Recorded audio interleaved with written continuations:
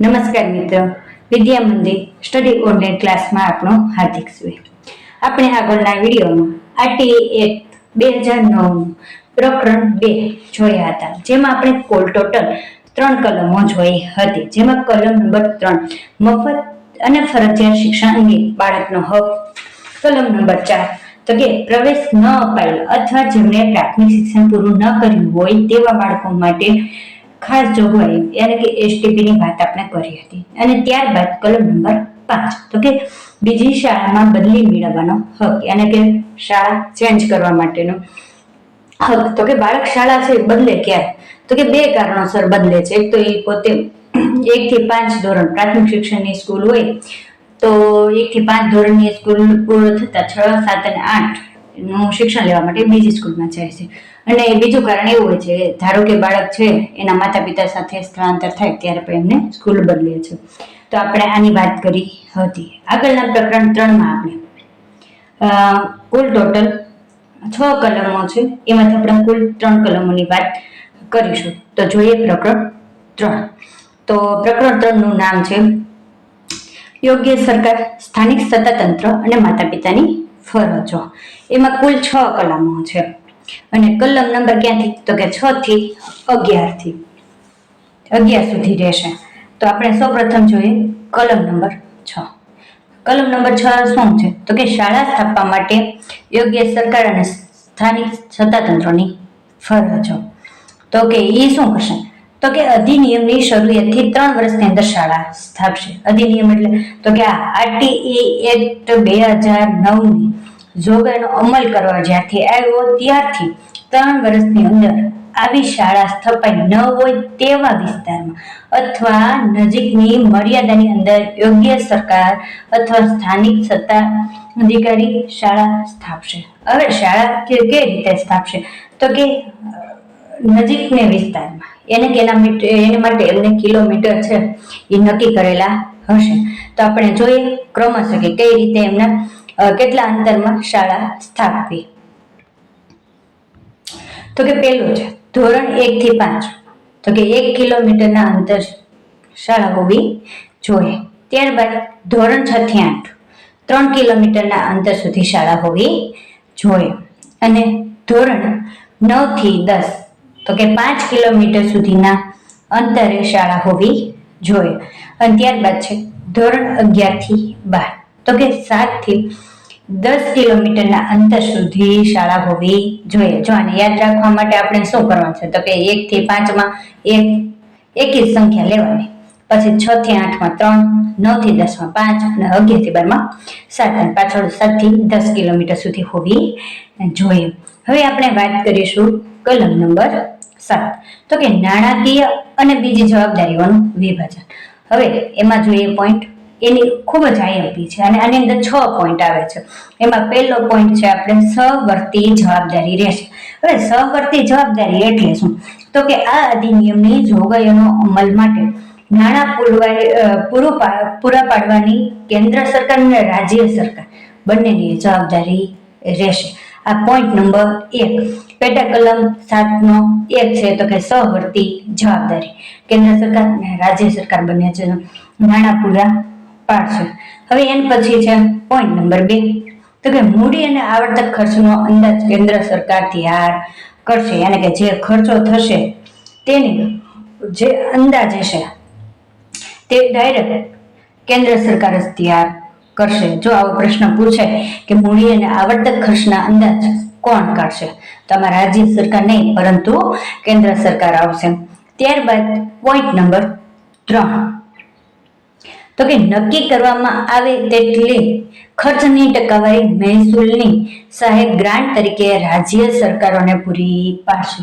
હવે આની અંદર જોઈએ તો કે કેન્દ્ર સરકાર દ્વારા તો કે પેટા કલમ 2 માં જણાવેલા રાજ્ય સરકારો સાથે પરામર્શ કરી વખતો વખત નક્કી કરવામાં આવે તેટલા ખર્ચની ટકાવારી મહેસૂલી સહાય ગ્રાન્ટ તરીકે રાજ્ય સરકારોને પૂરી પાડશે. એને કે કેન્દ્ર સરકાર અને રાજ્ય સરકાર બેઠક કરશે અને એમાં નક્કી કરશે કોણ કેટલા ટકા ગ્રાન્ટ આપશે. એમ તો આપણે જે રેશિયો છે એ નક્કી થયેલો હોય. આપણે કેટલો છે તો કે 60:40, 60 જેમ એને કે કેન્દ્ર સરકાર આપે અને 40 એને કે રાજ્ય સરકારનો રહેશે. હવે ત્યારબાદ આપણે જોઈએ આગળ પોઈન્ટ નંબર 4, તો કે કોઈ રાજ્ય સરકારને પૂરા પાડવાના વધારાના સંશોધન માટેની જરૂરિયાતો તપાસવા ભારતમાં સંવિધાનની કલમ 280 ના ખંડ 3 ના પેટા કલમ ખંડ ઘ અનુસાર નાના આયોગને પૂછવા માટે કેન્દ્ર સરકાર રાષ્ટ્રપતિશ્રીને વિનંતી કરી શકશે, જેથી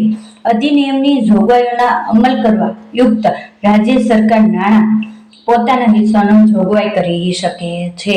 તો કે આ બંધારણની આપણા સંવિધાનની કલમ 280 ના ખંડ 3 ના પેટા ખંડ ઘ ની અનુસાર વાત થઈ રહી છે. હવે ત્યારબાદ વાત આવે છે તો કે પેટા ખંડ 4, પાંચમો પોઈન્ટ છે મહત્વનો. તો કે પેટા ખંડ 4 માં ગમે તે સમાવિષ્ટ હોવા છતાં રાજ્ય સરકાર પેટા કલમ 3 હેઠળ રાજ્ય સરકારને કેન્દ્ર સરકાર આપેલી રકમ અને તેના સંશોધનને ધ્યાનમાં લીધા બાદ આ અધિનિયમની જોગવાઈના અમલ માટે નાણાં પૂરા પાડવા રાજ્ય સરકારને જવાબદાર રહેશે. અને કે રાજ્ય સરકારને કેન્દ્ર સરકાર નાણાં પૂરા પાડશે.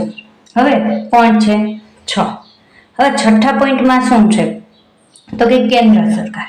હવે કેન્દ્ર સરકાર શું કામ કરશે તો કે એક તો કેન્દ્ર સરકાર છે કલમ 29 હેઠળ નિર્દિષ્ટ કરેલ શૈક્ષણિક સત્તા તંત્રની મદદથી રાષ્ટ્રીય અભ્યાસક્રમનું માળખું વિકસાવશે.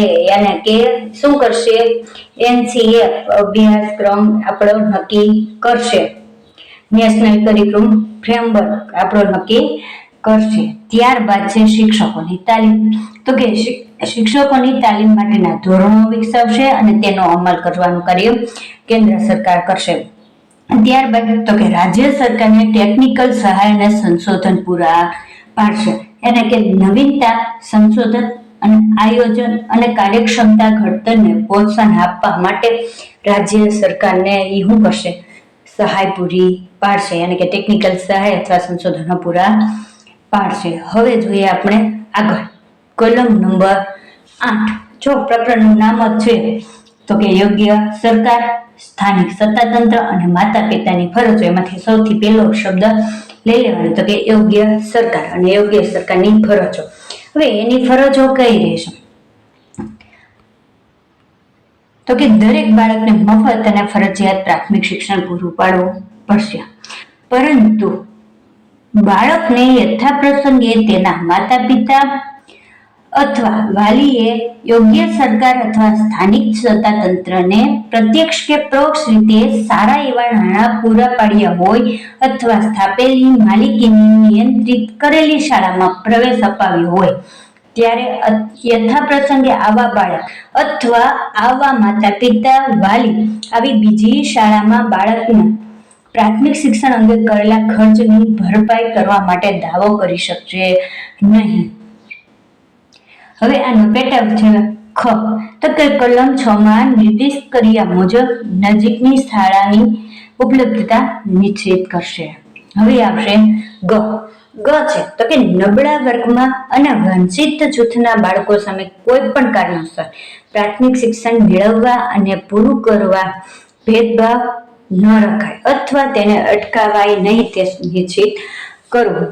ધારો આપણે નબળા વર્ગ અને વંચિત જૂથની વાત કરી હતી પ્રકરણ 2 માં પ્રકરણ 1 માં આપણે વાત કરી હતી, જેની અંદર વ્યાખ્યાઓ જોઈતી. એમાં માં વ્યાખ્યા આપી હતી વંચિત જૂથની. તો કે આવા બાળકો સાથે આપણે ભેદભાવ ન થાય તે પણ જોવામાં આવશે અને એમને ક્યારેય શિક્ષણ લેવા માટે અટકાવવામાં ન આવે તે જોવાની જવાબદારી કોની રહેશે તો કે યોગ્ય સરકારની રહેશે. ત્યારબાદ આપણે આગળ જોઈએ તો કે શાળામાં મકાન સહિત આધાર માળખું. ખાલી માત્ર શાળામાં મકાન સહિત આધાર માળખાની વાત નથી, પરંતુ સાથે સાથે શું જોવાનું તો કે શૈક્ષણિક સ્ટાફ અને ભણાવવાની સામગ્રી પણ પૂરી પાડવાની રહેશે. ત્યારબાદ આપણે જોઈએ તો કે ખાસ તાલીમની સગવડ પૂરી પાડવી.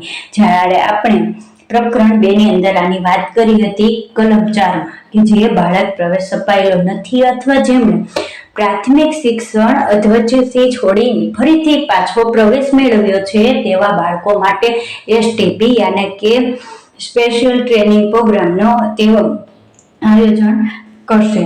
ત્યારબાદ છે 6 તો કે દરેક બાળક પ્રાથમિક શિક્ષણમાં પ્રવેશે અને હાજરી આપે, એને કે બાળક પ્રવેશે અને હાજરી આપે પણ સાથે સાથે શું તો કે તે શિક્ષણ પૂરું કરે અને તેની પણ દેખરેખ રાખશે.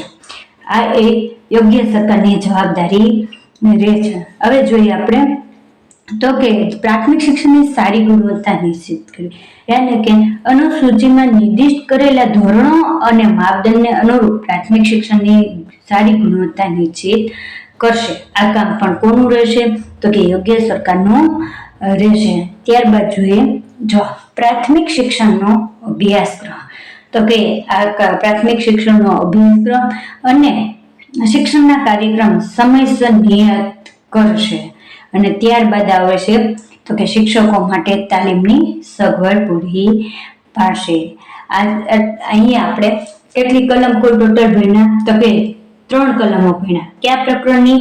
યોગ્ય સરકાર, 3 નંબરનો પ્રકરણ જેમાં નામ છે યોગ્ય સરકાર, સ્થાનિક સત્તાતંત્ર અને માતા પિતાની ફરજો, જેમાં આપણે કલમ નંબર 6 ભણ્યા તો કે શાળામાં સ્થાપવા માટે યોગ્ય સરકાર અને સ્થાનિક સત્તાતંત્રની ફરજો.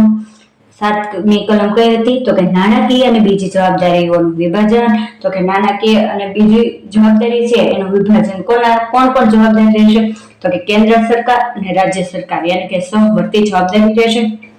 ત્યારબાદ આપણે 8મી ભણ્યા તો કે યોગ્ય સરકારની ફરજો. હવે નેક્સ્ટ વિડીયોમાં આપણે આના અંદરની 9 નંબરની કલમ, 10 નંબરની અને 11 નંબરની કલમનો આપણે અભ્યાસ કરીશું. એ પહેલા તમે જો અમારી ચેનલ પર નવા હોય તો અમારી ચેનલને લાઈક કરો, શેર કરો, સબસ્ક્રાઇબ કરો, જેથી કરી તમને આવા અવનવા વિડીયો મળતા રહે.